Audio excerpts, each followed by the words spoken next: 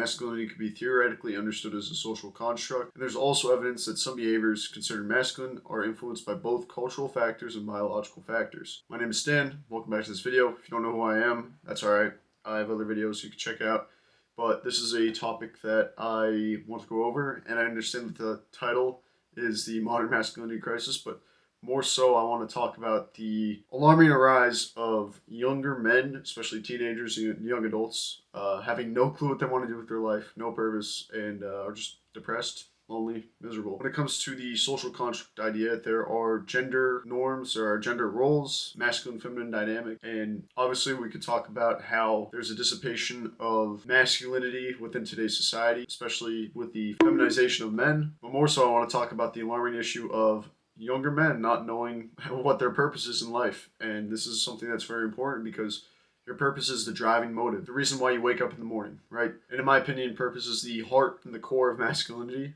It's the driving motive. It's what builds societies and creates good ideas. And of course, there are other pillars to masculinity, such as physical strength, mental resilience. Of course, there are some new stigmas to masculinity, which I believe are really, really great, especially like talking out about your mental health. So now diving into the objective reality perspective of masculinity. For example, there could be two men that could both be described as masculine. One man could have the purpose of taking over his father's farm, or the other man could have the purpose of being a lead role on Broadway. Now, of course, from a social construct perspective, one could say one is more manlier than the other, when at the end of the day, it all dives down to the idea of they both have purpose. They both have the reason of waking up. They both have the driving factor of doing what they love with their life. With purpose comes authenticity, and this is something that's also lacking in today's society. Until you figure out who you are and who you are comfortable being without any mental reservation from your parents, your siblings, your friends, and just living to your true self, that definitely helps with finding your purpose. But of course, we're going to talk about the main issue with why a lot of younger adults and younger men are purposeless in today's society. Tying back to the whole idea of one Broadway star and the soon-to-be farm owner, they're both masculine because they have a purpose, right? Now, of course, social construct perspective,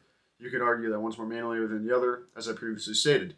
But I'm not here to argue that. I'm not here to argue the dissipation of certain gender roles within the last decade. That could be saved for another video, but until then, if you want to watch like Andrew Tate or whatever podcast or study hookup culture or even just watch Fresh and Fit, be my guest. But today, I'm going to give you the action steps of finding your purpose and living to your true potential. Now, I know that might sound cliche, and you're probably wondering, who is this guy preaching this stuff? Well, again, check out some of my other videos because I talk about who I am and my journey. So it's not like we live in a third world country or where our ancestors were clawing away at our survival. We're a lot more comfortable, and with that has arisen technology. On top of that, we've been presented many choices with no real guidance or direction. It's like we've been told to go to school and study and go to college and work a job for 40 years that you're miserable in and have a family, 2 kids, white picket fence, whatever. Now, of course, that is the American dream. I'm not here to argue anything of that. I do want to say, like, my parents did a wonderful job of directing me in a sense of finding my purpose, especially through my developmental years as a teenager, which has enabled me to not only excel in life, but set myself up for the rest of life. So the reason why I say this is because throughout my developmental years, I was riddled with extracurriculars like volunteering for some firefighting.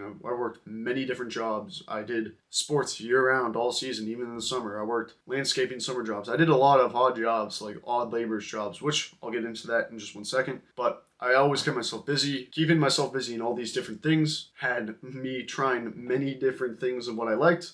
And of course, there are many other different things that I did not like, which I completely got rid of. Now, it's obvious that at our early years, we can be clueless for what we want in life, and that's all right, because I wouldn't say until like maybe a year ago, and I'm 22 right now, it wasn't until like a year ago where I finally like decided what I wanted to do with my life, and now I'm living it, which is pretty great. But at 17, it can be very stressful with this big decision and you don't know what you want to do. It's scary.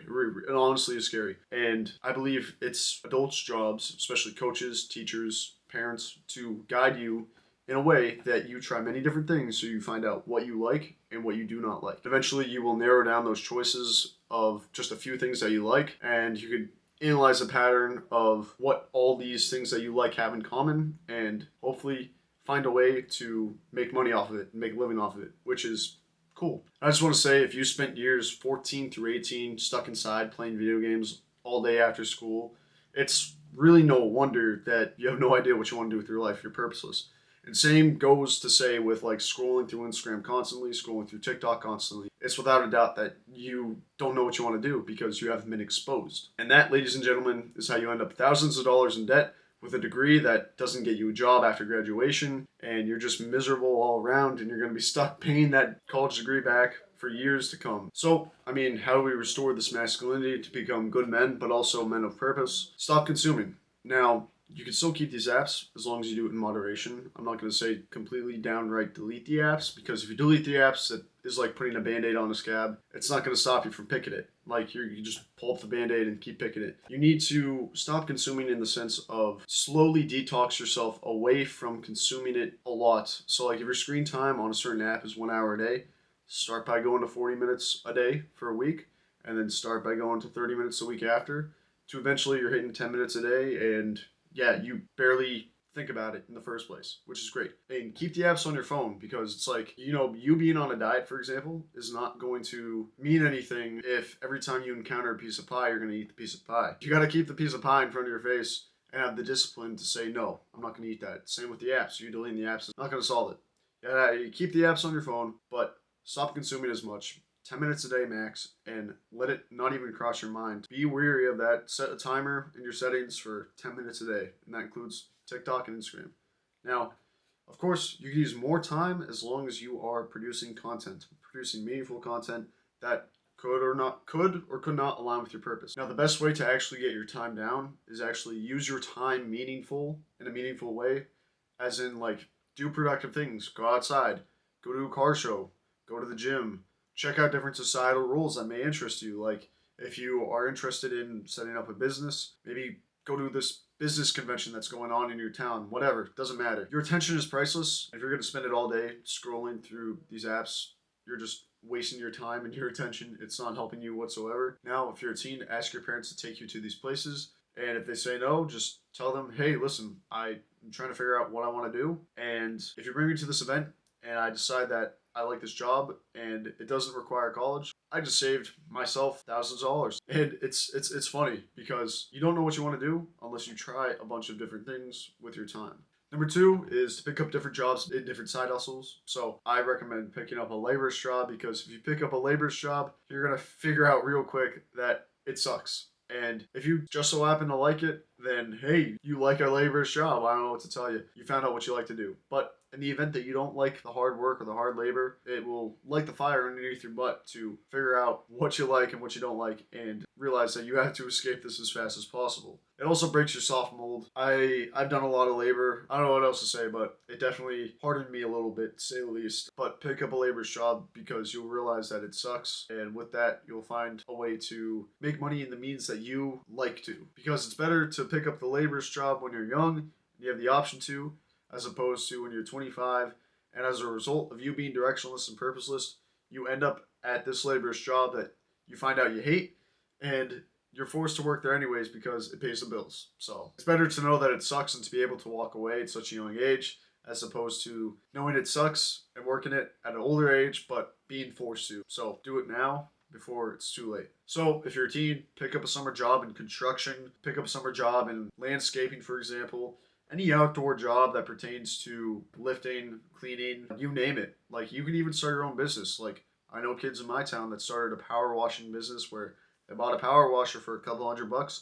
They go around to random houses and ask, hey, I'll power wash your whole house for $200. And they end up making a lot of good money. And although it's laborious, it teaches you the skills of selling, and it also helps you figure out what you like and don't like. And those were some of the things that I did, which ultimately helped me formulate an exit strategy within those jobs, even though they were short-lived. But needless to say, with it helping me formulate an exit strategy, it kind of helped me like focus more in school, because I realized, okay, I want to get good grades, and it eventually led to me getting a full ride throughout college, which was actually really cool. It also enabled me to get a well-paying job for once I graduate, which I just graduated, so I got a good job. But if you're a young adult and you have no idea what you want to do, and you're past the stage of working your summers before going back to school in the fall, aka high school, there are 3 things that I recommend. Number 1 is 2 years enlisted military. It teaches you discipline, it forms a bond of brotherhood, and you also get some VA benefits. 2 years is not a lot of time, trust me. I spent a year on a ship, I can tell you that. Choose something that interests you, whether it's Air Force, Coast Guard, Army, Navy, Marine Corps.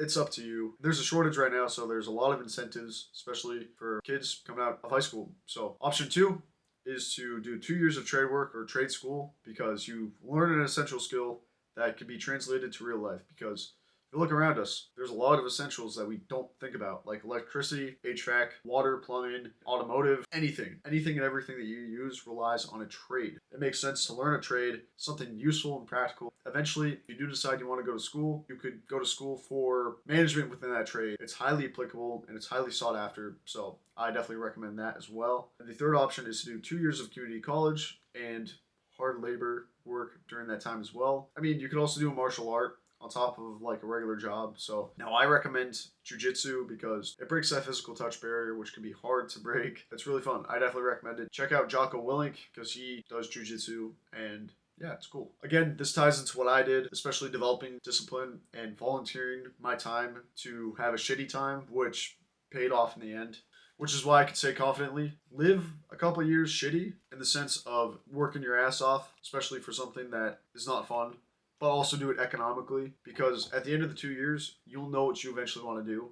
You'll find your purpose. With that being said, I'm so drawn to helping others find their purpose in life, because there's definitely a correlation between directionless young men to anxiety, depression, and just unhappy, victimizing youth. And this spans across a bunch of young men throughout the ages of their teenagers to just middle-aged adult men. It's no wonder that if you have nothing driving you forward, that you'll begin to feel like crap, because you have nothing pushing you forward. So I urge you to find something that you wake up every day and you're like, damn, I love this. And you can't stop thinking about it, because once I did that, it kind of got me out of my rut. And keep in mind, I had all this other stuff going for me. So I can only imagine what youth and young adults and young men just in general are going through today. And this is ultimately why I want you to take action to put down the video games and social media, because eventually you will embrace the suck of the hard work. And even if you don't know what you want to do, I'll try my best to direct you towards it. So, for example, if you want to start a business, boom, Alex Ramosi, Hamza, Iman Ghazi, MJ DeMarco.